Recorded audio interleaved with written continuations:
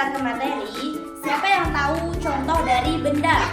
Contoh dari benda seperti spidol, papan, buku, dan lain sebagainya ya. Langsung kita ke materi. Di sini benda dibagi menjadi 3 bagian ya. Semuanya perhatikan ke papan.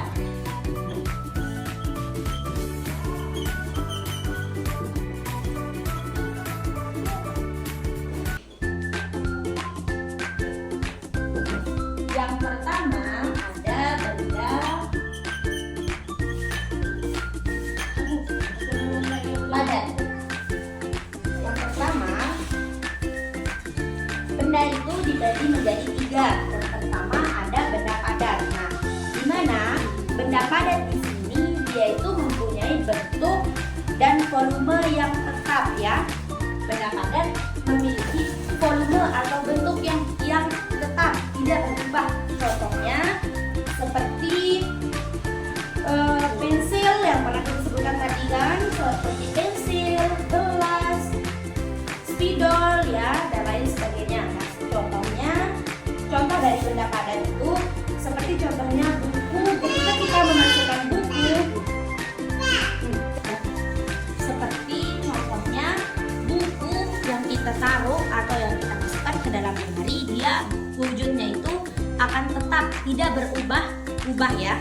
Nah, seperti contohnya spidol ini saja, kalau kita masukkan dia ke dalam gelas atau ke dalam suatu wadah, tidak akan berubah bentuk ya, tetap seperti wujud semula. Nah, paham? Yang kedua ada benda, yang kedua itu ada benda cair. Benda cair, yang dimana benda cair itu mempunyai sifat volume yang tetap namun bentuknya yang berbeda ya. Seperti contohnya air, ketika kita memasukkan air ke dalam suatu wadah, volumenya itu tetap tidak berubah namun bentuk dari air tersebut akan mengikuti dari wadahnya.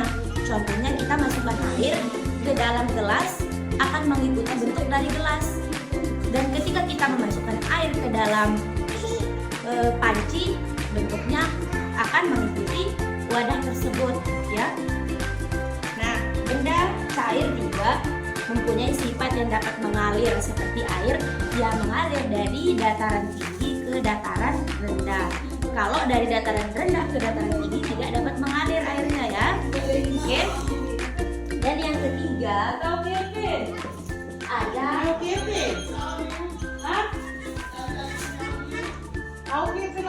ada benda gas ya. Benda gas itu seperti apa?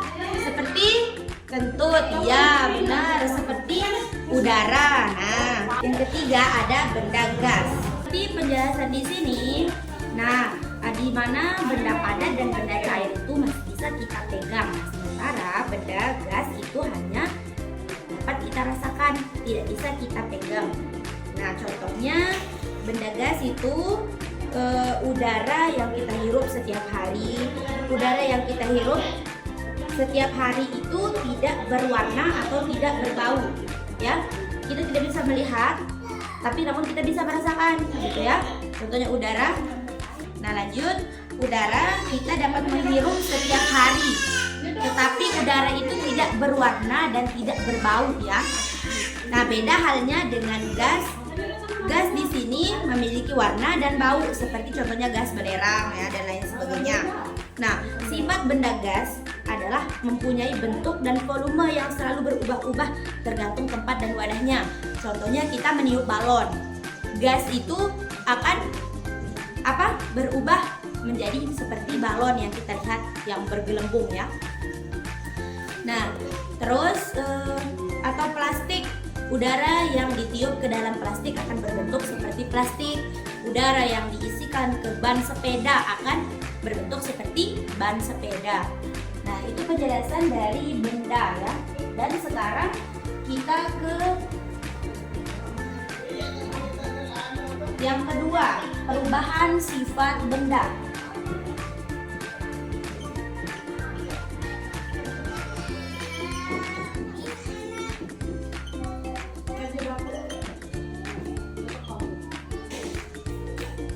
Nah, perubahan sifat benda ya.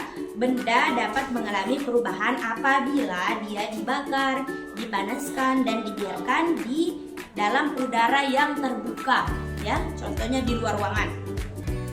Yang pertama di sini kita akan bahas pembakaran. Nah, kita akan bahas pembakaran. Nah, berikut adalah contohnya. Contoh proses pembakaran itu yang pertama, apabila kayu yang kita bakar dapat menjadi arang atau berubah warna menjadi hitam. Contoh kayunya ini sekarang berwarna coklat ya, kayu berwarna coklat. Apabila kita bakar, dia akan berubah warna menjadi warna hitam atau menjadi abu. Begitupun dengan kertas ya, kertas yang berwarna putih ketika kita bakar maka akan berubah warna dan berubah bentuk juga. Nah, dengan demikian pembakaran dapat merubah warna dan bentuk dari benda tersebut. Yang kedua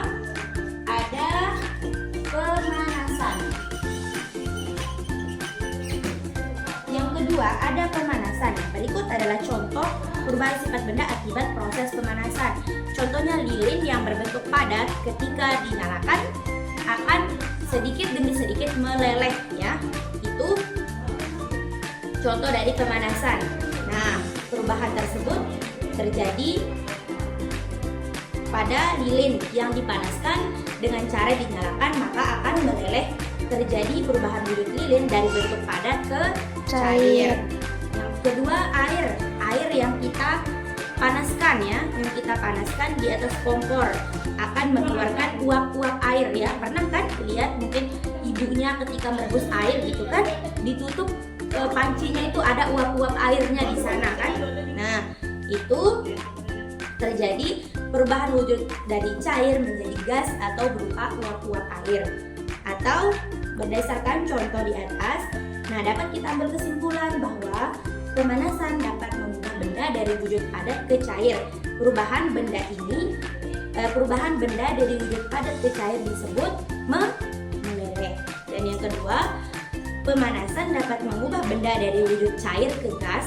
Nah, perubahan benda dari wujud cair ke gas disebut penguapan ya. Dan yang ketiga atau yang terakhir, dibiarkan di udara terbuka. Nah, dibiarkan di udara terbuka seperti contohnya es batu yang kita sudah taruh di dalam freezer kan, membeku.